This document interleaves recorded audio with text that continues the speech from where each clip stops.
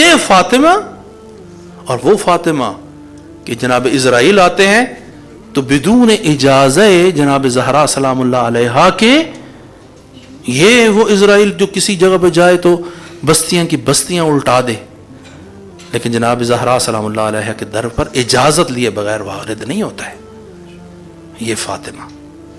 لیکن فاطمہ کے در پر اسرائیل کھڑا ہوتا ہے، لیکن آپ دنیا کی حالت کو دیکھیں، یہی فاطمہ بین در و دیوار مسل دی جاتی ہے. یہی فاطمہ، وہ فاطمہ کہ جس کے در پر اسرائیل اجازت لیے بغیر داخل نہیں ہوتا ہے، یہ وہی فاطمہ ہے. یہ دنیا کتنی حقیر اور ضعیف ہے، یہ اس دنیا سے دل لگانا چاہیے. وہی در جس پہ خدا کا مقرب فرشتہ بغیر اجازت لیے داخل نہیں ہوتا، اور وہی در فاطمہ ہے، بین در دیوار فاطمہ کو مسل دیا جاتا ہے. حق لینے جاتی ہیں لیکن حق نہیں دیا جاتا.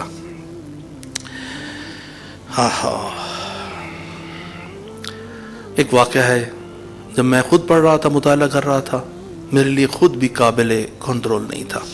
جب جناب فاطمہ سلام اللہ علیہا کی شہادت کی خبر امیر المومنین کو ملی ہے نا، امیر المومنین سے تحمل نہیں ہوا. وہ امیر المومنین جو ہر واقعے کو کتنے عظمت کے ساتھ اپنے تحمل کرتے تھے. ایک روایت کے الفاظ ہے کہ امیر المومنین اوندھے منہ زمین پر گرے، اوندھے منہ امیر المومنین زمین پر گرے. امیر المومنین کی بہت تحمل ہے، لیکن فاطمہ کا درد اتنا شدید تھا. اور پھر کہتے ہیں یا بنت محمد فبمن التزا فبمن اتعزی بعدک، کہ میں تو جب تعزیہ کرنا ہوتا تھا، جب میں نے کوئی غم بیان کرنا ہوتا تھا نا، تو آ کے پیغمبر کی بیٹی میں تیرے سامنے آ کر میں غم اپنا بیان کرتا تھا. فبمن العزاء بعدک، تیرے بعد میں کس کے سامنے اپنا غم بیان کروں گا. فاطمہ اتنا معنی رکھتی تھی امیر المومنین کے لیے. اور امیر المومنین اس کے اوپر ایک جملہ ہے کہ فرماتے ہیں نفسی علی ظفراتہا محبوسہ. جب فاطمہ کی قبر پر تھے تو یہ جملات ہیں امیر المومنین کی، نفسی علی ظفراتہا محبوسہ، میری جان میری آہوں کے ساتھ میرے سینے کے اندر حبس ہو کے رہ گئی ہے. یا لیتہا خرجت مع الظفراتی، کاش کہ میری جان ان آہوں سمیت نکل جاتی میری سینے سے. لا خیرک بعدک فی الحیات، اے فاطمہ تیرے بعد زندگی میں کوئی خیر نہیں ہے. انما ابکی مخافت ان تطول حیاتی، میں تو اس بات پر رو رہا ہوں کہ میری زندگی تیرے بعد فاطمہ کیوں اتنی طویل ہو جائے. اور پھر جب قبر میں رکھا ہے اور قبر کے حوالے کیا ہے تو یہ جملات ہیں امیر المومنین کے، انا للہ و انا الیہ راجعون. اور کہتے ہیں فقد استرجعت الودیعہ، امانت واپس پلٹا دی گئی. واخذت الرہینہ، جو گروہ میں چیز تھی وہ اس کے حوالے کر دی. اور پھر یہاں پر جملے امیر المومنین، اما حزنی فسرمد، میرا غم ہمیشگی والا ہے، میرا غم ختم نہ ہونے والا ہے. وَأَمَّا اللَّيْلِ فَمُسَحَّدْ، اور راتوں میں میرے جگراتے ہیں.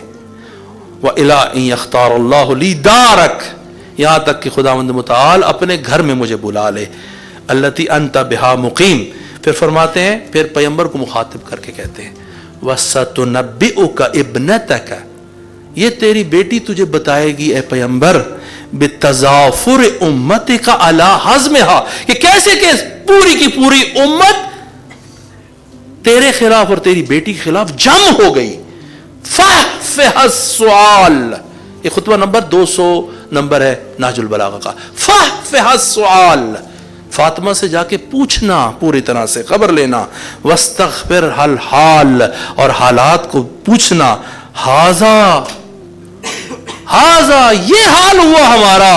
وَلَمْ يَطِلِ الْعَهْدِ، ابھی پیغمبر تیرے جانے کا تو وقت ہی زیادہ نہیں گزرا تھا. وَلَمْ يَخْلُ مِنْكَ الذِّكْرِ، اور تیرا ذکر بھی ابھی پرانا نہیں ہوا تھا. کہتے ہیں جناب زہرا سلام اللہ علیہا جب قیامت کے دن آئیں گی تو ان کی وضعیت کیا ہوگی. یہ روایت امالی شیخ مفید میں بھی ہے، اس کو علامہ مجلسی نے بھی نقل کیا ہے۔